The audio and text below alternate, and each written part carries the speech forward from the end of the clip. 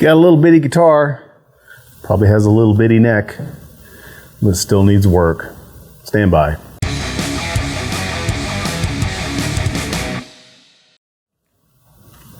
Hey everybody, welcome back to Rattlecan Guitar Restorations. I am James and we are here working on Liam's tiny guitar. And what we are going to do today is start working on the neck.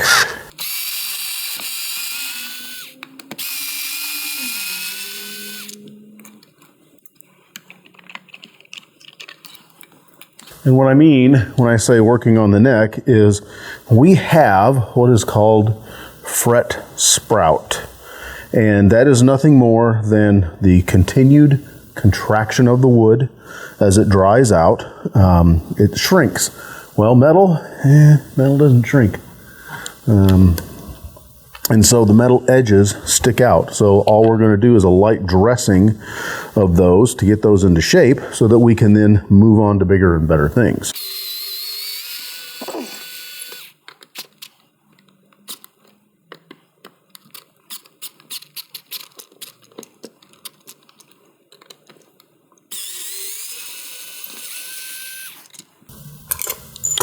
I like this little Graz screwdriver, but it's just not got a lot of, you know what I mean. So anyways, we're going to take off this little tiny, it's so cute. Look, it's like as big as my face. There's not much to it. So, and the neck is not, I mean, it's tiny. So what are we going to do to file these, to kind of get rid of these edges? There's a couple of different things that you can do.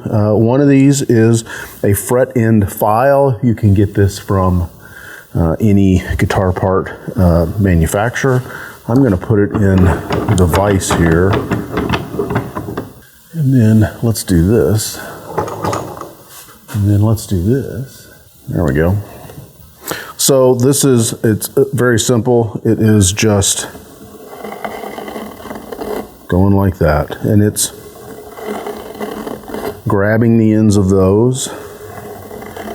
The downside of this is that it does, you can easily do the rocking thing on it. I've made these, and this is just like butcher block.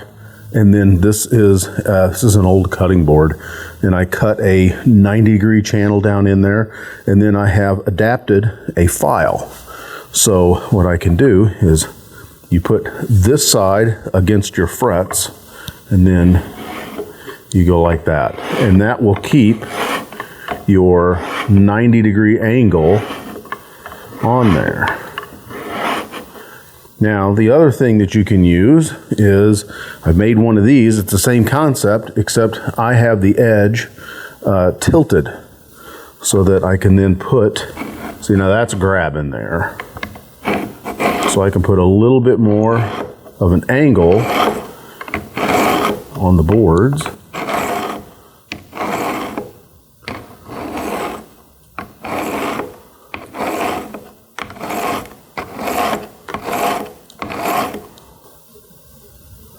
Now we're getting there. It's really all it took on that side. Now we'll flip it.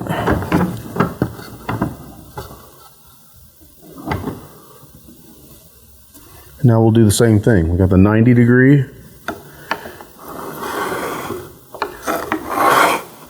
Not much there. I can still feel it. So now we'll go back here. Hear it grabbing.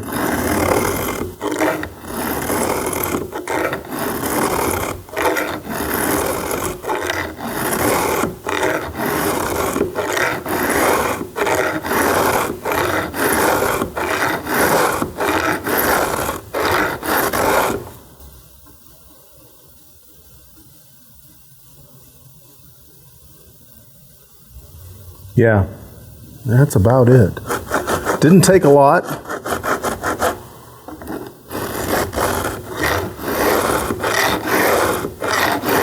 Now you can do this you could do this with one of these. You could do it with just a regular file if you wanted to.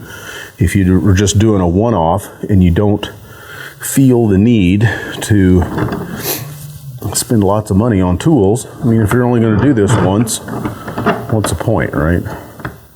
So now we're going to set the neck like this. And now what I'm looking to do is the sides of these are nice and smooth, but the edge of that has got a little bit of an edge to it. We're not going to worry about that right yet. What we are going to do is, give me a second, we're going to tape this up, and then we are going to dress these frets, because if I'm looking at them, they are not dressed. They are just been installed. In fact, just for your entertainment values, I will take a picture of it and put it up like, no, there.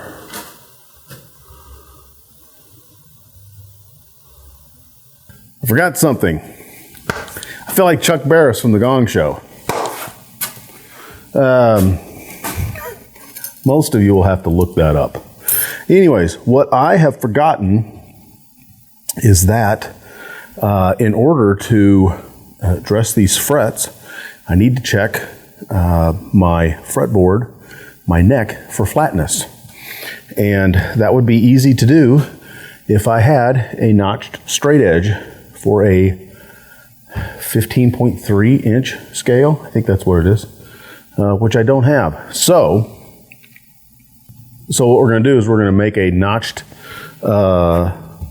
straight edge for this scale of neck, because I can.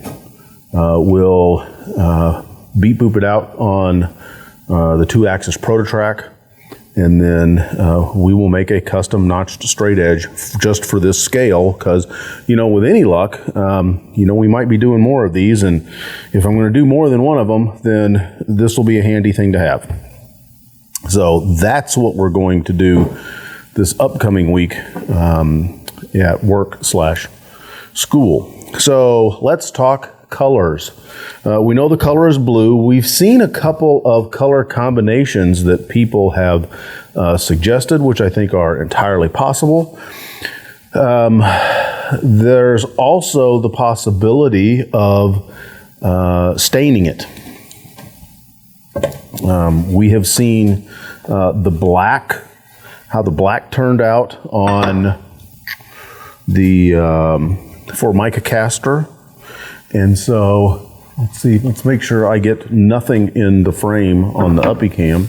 We could take this and we could dye it blue. We could use some TransTints in alcohol, and we could do this in blue. We could flip it over. We could do this in blue as well. And then we could do the edges in black. And then we could pull that black in kind of like a blue burst, black and blue burst, a bruise burster. I don't know. I'm just making this stuff up as we go. So that's a thought that we could do too. The advantage of that is it cuts down greatly on the amount of time that it's going to take us to do this. Some of the colors that I've looked at doing are great, but they're nitro, and nitro takes time to cure. We're coming up on the end of winter/spring here in Ohio, and it's just going to be a nasty, moist mess. Even with the dehumidifiers, even with the climate control that we've got in here, we're going to have to wait an even longer time to do that. So that is a thought. If you have any thoughts, pro or con on doing that, we would probably use the TransTint in denatured alcohol. I've seen people do it in water. I like doing the alcohol approach. Boy, there's a joke there somewhere. So yeah, if you got any pro-con thoughts on that, let me know. The neck, we are going to do, we're going to leave it natural. We are going to do tru-oil is what we're going to do. We're going to work on filling the grain on both of these, but this one we're just going to get tru-oil. That is going to be a little easier to do. I can do multiple coats in a day on that, and it'll give a nice finish.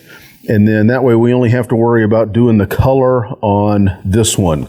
So yeah, shorter than the episode I had originally planned, but I got to get that made. So that'll be the big thing. In fact, this is probably going to be the thumbnail right here, which you can't see at all. Now you still can't see it. Something like that. There's our scale.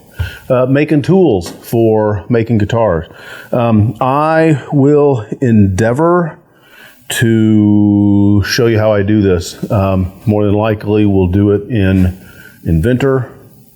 That's an AutoCAD product. Just to lay it out and for me to get all my numbers, because using the ProtoTRAK, it is a conversational machine, and that means that I have to put every step in there. I have to put every point where I'm going to want it to create a hole in order to do that. So we'll come up with the design, come up with the numbers using an online fret calculator, designing it up in Inventor, printing it out, and then we'll be going in and doing the beat booping on, it's a ProtoTRAK 2-axis SMX. They're older units, but I'm telling you what, if I win the lottery, we're going to have a 2-axis ProtoTRAK here in the shop because they're pretty cool stuff. I will tease you and put a 2-second clip right there of some of the stuff that we're doing on the ProtoTRAKs in aluminum. Anyways, that's what we're going to do this week. So not as much action, a lot of planning on what's going on. If you got questions or comments, put them in the comment section down beneath the sermon notes. If you are not subscribed, hit the subscribe button so you can figure out the next time I have a moment of indecisiveness and decide to post a videotape. Give us a thumbs up if you think we've earned it. If you have ideas for content, send us an idea, send us a note. Love to hear from you guys. You guys are smart people. Anyways, I'm James, Rattlecan Guitar Restorations. If I can do it, you can do it. Get out into your shop and do something. If nothing else, just clean it up. Have a good one. Cheers. Hey everybody, thanks for hanging out with us this afternoon here at Rattlecan Guitar Restorations. If you're not already subscribed, make sure to click my beautiful face above. Hit the bell to be notified next time we drop a video. Here's a video that the Hive Mind has picked out especially for you. And remember, if I can do it, you can do it. You guys have a great weekend. Shut up, cat. Cheers.